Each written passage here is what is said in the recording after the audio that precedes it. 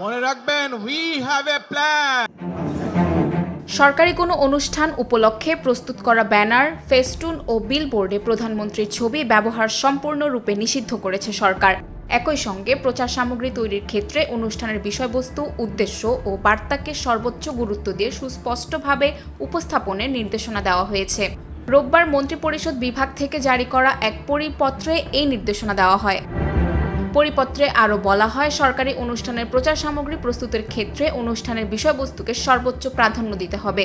প্রয়োজনীয় ও সামঞ্জস্যপূর্ণ তথ্য উপস্থাপনের পাশাপাশি ব্যানার, ফেস্টুন ও বিলবোর্ডের নকশা এমনভাবে তৈরি করতে হবে যাতে অনুষ্ঠানের উদ্দেশ্য, বার্তা ও মূল বিষয়বস্তু স্পষ্টভাবে প্রতিফলিত হয়।